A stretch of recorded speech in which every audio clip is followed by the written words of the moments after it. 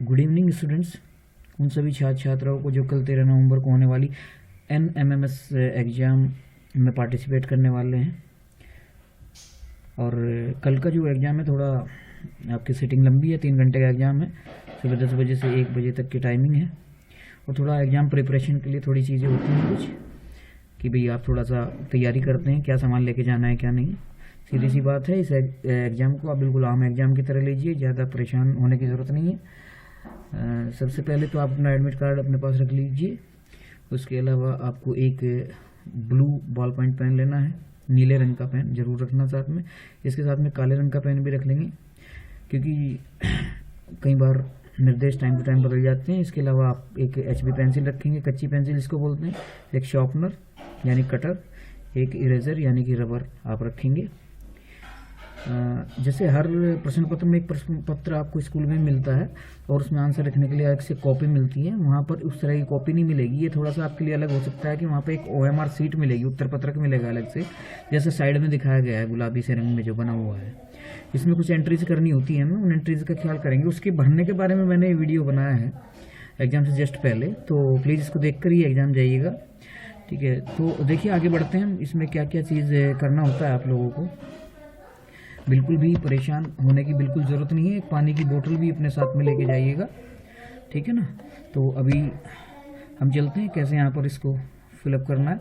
सबसे पहले देखिए यहाँ पर राष्ट्रीय एवं योग्यता आधारित छात्रवृत्ति परीक्षा नमूना है खाली, यहाँ पे 2021 लिखा हुआ है। आप ये परीक्षा आप वाली जो है ये 2021 की परीक्षा नहीं है, ये जो है 2023 की परीक्षा है, 2023 के नाम से परीक्षा है, ठीक है। और नीली बॉल पेन आपको रखनी है, वो बता चुके हैं। देखिए इस उत्तर पत्रक पे कहीं भी OMR सीट पे ओवर राइटिंग आप नहीं करेंगे। इसके अलावा कुछ चीज़ें हैं, जैसे अब यहाँ पे इस पेज पे 3 एंट्रीज हैं, बड़ी एंट्रीज जो हैं वो हैं। सबसे पहले है यहाँ पर केंद्र का नाम, फिर अभ्यर्थी का नाम, फिर पिता का नाम। केंद्र का नाम जहाँ पे आप एग्जाम दे रहे हैं, अभ्यर्थी आप स्वयं हैं और पिता आपके पिता ही हैं, उनका डिटेल्स भरना है। कैसे? अंग्रेजी के कैपिटल लेटर्स में साफ सुथरा भरना है। आपको ये डिटेल्स कहाँ पे मिलेंगे? आपके एडमिट कार्ड पे जो आप लेके गए होंगे, ठीक है। हम आपको बताएंगे उस पे से जो है कैसे आप इनको लेंगे। जैसे हमने यहाँ पर एक बच्चे का एडमिट कार्ड लिया हुआ है, ठीक है ना, इसका नाम है अक्षिका और ये इनका एग्जाम सेंटर है राजकीय कन्या इंटर कॉलेज बागपत में। तो इसको कैसे फिलअप करेंगे? सबसे पहले जैसे बताया गया है कि जो प्रत्येक बॉक्स में एक लेटर लिखना होता है हमें, राजकीय, जैसे RAJKIYA राजकीय, और जैसे दूसरा वर्ड लिखेंगे राजकीय कन्या, तो एक बॉक्स खाली छोड़ देंगे, फिर लिखेंगे कन्या, ठीक है। और मैं आपको बताऊंगा कि जैसे इंटर कॉलेज है उसके लिए हम जैसे एक खाना छोड़ के आई लिख देंगे, खाली एब्रीवेशन में लिखेंगे इसको, फिर आई को छोड़, आई फॉर इंटर हो गया, और एक खाना छोड़ के फिर C लिख देंगे, इंटर कॉलेज, ठीक है। फिर एक खाना छोड़ के राजकीय कन्या इंटर कॉलेज, एक खाना छोड़ के फिर बागपत BAGPAT लिख देंगे। क्योंकि अगर आप इंटर कॉलेज पूरा लिखेंगे INTER COLLEG लिखेंगे तो ये खाने आपको कम पड़ जाएंगे, ठीक है। इसमें आप इन्विजिलेटर की भी सहायता ले सकते हैं, पूछ सकते हैं, लेकिन वो आपका टाइम वेस्ट ना हो इसलिए मैं इसको टाइम वेस्ट नहीं करना है बिल्कुल भी, ठीक है। टाइम वेस्ट होगा तो दिक्कत होगी। अभ्यर्थी का नाम, देखिए अभ्यर्थी का नाम जैसे हम जिस बच्चे के लिए हम एडमिट कार्ड देख रहे थे उसका नाम है अक्षिका, तो उसको बिल्कुल लिखेंगे। कैसे लिखेंगे? जैसे हमने यहाँ पर भरा है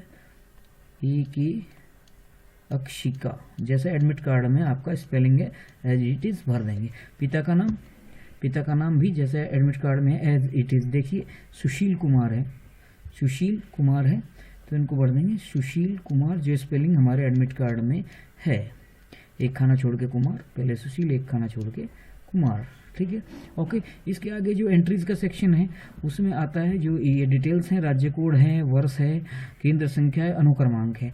देखिए इसमें आप इन्विजिलेटर की भी वहाँ पे सहायता ले सकते हैं अगर भूल गए तो, अदरवाइज आपके रोल नंबर में चीज़ें छिपी हुई हैं। छिपी कैसे हुई हैं? देखिए जैसे ये रोल नंबर है आपका, कहाँ पर है? ये रहा रोल नंबर लिखा हुआ है। इसके जो पहले 2 अंक हैं, इस रोल नंबर में आपके जो पहले 2 अंक हैं वो क्या हैं? वो हैं आपके स्टेट कोड। पहले 2 अंक क्या हैं? स्टेट कोड है। अगले 2 अंक है वर्ष, जैसे मैंने वर्ष बताया था 2023 है, ठीक है। और अगले 4 अंक हैं आपके, अगले जो 4 अंक हैं वो हैं आपके यहाँ पर केंद्र संख्या, आपकी जो केंद्र संख्या है वो है 2302, और आपका जो रोल नंबर है अनुक्रमांक में जो भरा जाएगा केवल लास्ट के ही 3 अंक है 083, जो कि अक्षिका का रोल नंबर है। तो यहाँ पर राज्य कोड तो 31 है सभी का एक जैसा, जैसे यहाँ पर दिखाया गया रोल नंबर में पहले 2 अंक, ठीक है। फिर आपको 31 है, फिर वर्ष है, वर्ष मैंने बताया जैसे अनुक्रमांक में लिखा गया 1 की जगह यहाँ पे 3 लिखेंगे 23, और इसके अलावा जो आपका 2302 ये आपका जो है सेंटर कोड है 2302, ठीक है। इसके अलावा सभी जिसका जैसा भी एडमिट कार्ड में लिखा हुआ है, फिर आपका जो अनुक्रमांक है वो वहाँ पे भरेंगे, क्या है 083, यहाँ पे दिखाया गया है 083 इजीली आप इसको भर सकते हैं। इसके बाद महत्वपूर्ण कॉलम है आपका डेट ऑफ बर्थ। सभी बच्चों को जो है पता है अपनी डेट ऑफ बर्थ।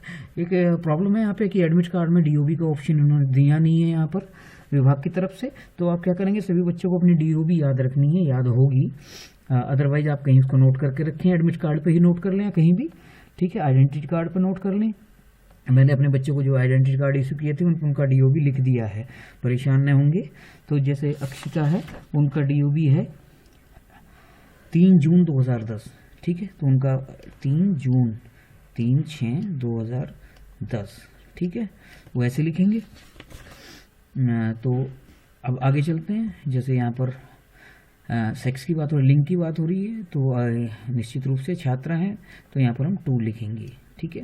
देखिए छात्रा के लिए 2 है, अगर छात्र होता तो 1 लिखा जाता। फिर जाति, अगर जाति आपकी सामान्य है तो 1 लिखेंगे, एससी है तो 2 लिखेंगे, एसटी है तो 3 लिखेंगे, और ओबीसी है तो 4 लिखेंगे। यहाँ पर अक्षिका जो है ओबीसी से बिलोंग करती हैं तो 4। एरिया आप रूरल से हैं, ग्रामीण से हैं 1, शहरी से हैं 2, तो आप ग्रामीण से हैं, ठीक है, तो सॉरी ग्रामीण से हैं तो 1 लिखेंगे, सॉरी यहाँ पर 1 लिखेंगे, ठीक है, 2 नहीं लिखेंगे बिल्कुल भी, यहाँ पर हम 1 लिखेंगे। रूरल से है तो 1 लिखेंगे, ठीक है। अब आगे चुनौतीग्रस्त की स्थिति, यहाँ किसी प्रकार के विकलांग तो नहीं है। अगर कोई चलन क्रिया में दोष है, श्रवण दोष है, पूर्ण दृष्टि दोष है, अल्प दृष्टि, अगर कोई नहीं है तो हमें यहाँ पर 5 लिखना है। अक्षिका जो है वेल फिट है, कोई दिक्कत नहीं है। और आगे चलते स्वतंत्रता संग्राम सेनानी आश्रित, अगर कोई आश्रित है वहाँ 1 लिखेंगे, नहीं तो 2 लिखेंगे, बिल्कुल नहीं है, ठीक है। आगे चलते हैं, इसके आगे हम देखते हैं जब हमारे पास पूरा उत्तर पत्रक होता है उसको हम कैसे भरेंगे। ध्यान रखना ये एंट्री आपकी पूरी हो गई है जो एमआर की भरनी है। मेन एंट्री क्या है, मेन एंट्री आपको जो चीज़ें अब मैं बताने वाला था वहाँ पे आपको जो है कितने सारे ये इस तरह का उत्तर पत्रक रेस्पॉन्स आएंगे। इस पर आपको लगभग 90% फर्स्ट पार्ट में और 90% दूसरे पार्ट में करने हैं, 90। तो आप देखिए जो प्रश्न पत्र है आपका, वहाँ पर आपको मिलेंगे 1 से लेकर 90 तक सवाल, और हर क्वेश्चन में आपको 4 विकल्प मिलने हैं, तो उन 4 में से उनका कोई एक आंसर है। तो जैसे भाग 1, पहले भाग 1 करेंगे आप, भाग 1 वहाँ पर लिखा होगा प्रश्न पत्र में, तो भाग 1 का जो पहला क्वेश्चन होगा, पहला सवाल होगा, जो भी उसका उत्तर है 1 2 3 4 में से, उसको आपको यहाँ पे कोई टिक नहीं करना है। जैसे 1 है तो पहला प्रश्न है, ये 1 प्रश्न पत्र का नंबर लिखा हुआ है, इसके सामने आप उसका ऑप्शन, जैसे अगर 3rd है, पहले क्वेश्चन का 3rd है तो आप 3rd लिख देंगे, अगर उसका दूसरे क्वेश्चन का 1 है तो 1 लिख देंगे, तीसरे क्वेश्चन का भी 1 है तो 1 लिख देंगे, चौथे क्वेश्चन का 2 है आंसर विकल्प सही तो यहाँ पे 2 लिख देंगे। तो आपको राइट करना है नीले पेन से। तो एक चीज़ का ध्यान रखेंगे, बिल्कुल कोई नेगेटिव मार्किंग नहीं है, तो हम कोई भी क्वेश्चन अपना नहीं छोड़ेंगे। पहली तो बात, प्रश्न पत्र में हम ध्यान से प्रश्न पढ़ेंगे, जो उसका उत्तर है वही चूज करेंगे, उसी को रिस्पॉन्स देंगे। अदरवाइज अगर ऐसा नहीं भी है तो अगर आपसे क्वेश्चन नहीं आता भी नहीं है ना, तो आप उसको छोड़ोगे नहीं, एक आइडिया से आपको उसको चूज करके आप लिख दोगे, और आपके 180 क्वेश्चन हो जाते हैं। फर्स्ट पार्ट में 90 और सेकंड पार्ट में 90, ठीक। पहले पार्ट रीजनिंग से बिलोंग करता है, 90 के 90 सवाल, और दूसरे पार्ट में आपके डिवाइडेड है एसएसटी साइंस और मैथमेटिक्स में 35 प्लस 20 होता है, वहाँ पर 20 क्वेश्चन जो है मैथ्स के होंगे, 35 जो है साइंस और एसएसटी के होंगे।